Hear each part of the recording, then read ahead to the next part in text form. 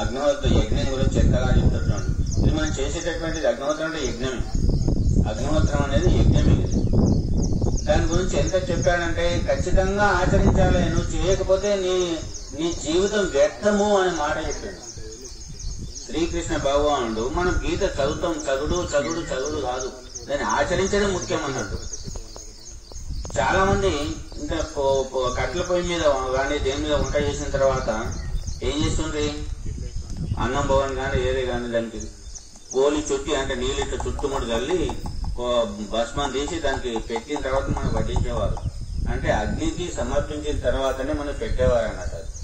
ఇది అగ్ని ఉపాసన. అంటే అగ్ని సర్వంతర్యామి, భగవంతుడు సర్వంతర్యామి. ప్రతి ఒక్కరి లోపల అగ్ని ఉంది. మన లోపల అగ్ని పోయిందంటే ప్రాణం పోయినట్టే లెక్క అన్నట్టు. నీళ్ళలో ఉంది, గాలిలో ఉంది, అంతటా ఉంది. అగ్నిహోత్రం అనేది ఎంత పవిత్రమైందంటే చేసే కర్మల్లో అన్నిటికంటే ఉన్నతమైనటువంటి కర్మ ఇది.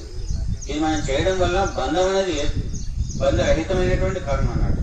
ఏది చేసినా మనం ఆశించి చేస్తాం, నాకు ఇది కావాలి, అది కావాలి, అదే ఇది కానీ. ఒక కుటుంబ పెద్దకు, ఇంటి యజమానికి పిల్లలకు ఏం కావాలనేది ఆయనకు తెలుస్తుందా, పిల్లలకు తెలుస్తుందా? పిల్లలకు నాకు ఇది కావాలి, అది కావాలనేది పిల్లలకు తెలుసా, తండ్రికి తెలుసా, కుటుంబ యజమాని తెలుసా? అంటే మన యజమాని మనం ఇక్కడ ఎవరిని చేస్తామంటే భగవంతుని, ఈశ్వరుని చేస్తాం. మనం ఆచరిస్తే మనకి ఏం కావాలి అనేది ఆయనే మనం అడగకుండానే ఇస్తాడు. చూడండి, మంచి చిన్న పిల్లలకు మన కోట్లు సంపాదించి మన ఇంట్లో పెట్టడం కాదు, వాళ్ళకి మంచి సంస్కారం, మంచి అలవాట్లు నేర్పడం చాలా ముఖ్యం. చాలా మందిని చూస్తున్నాం వ్యసనాలకు అలవాటు పడి. మన గొంగళూరు లోపల, గొంగళూరు అని కూడా వడ్లు అమ్మితే 4 లక్షల రూపాయలు వస్తే ఆయన రోజు పేకాట ఆడడం అలవాటు. రోజు 1 లక్ష రూపాయలు పోవాలి పేకాటలో పెట్టేసేయాలి. ఒక వారంలో 4 లక్షలు ఖతం చేసేసాం. ఇంట్లో చెప్పలేక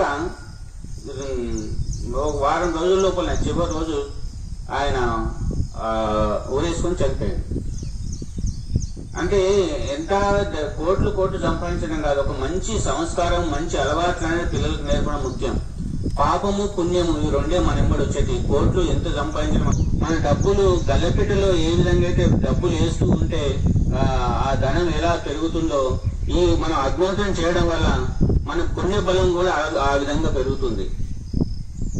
దీని ద్వారానే పెరుగుతుంది. ఆలోచన చేయండి మీరు. అంటే మరి కొందరు అడుగుతుంటారు, మేము మా ఇంట్లో వారంకోసారి మటన్ తింటాం, తాగుతాం, మరి చేయొచ్చా లేదా?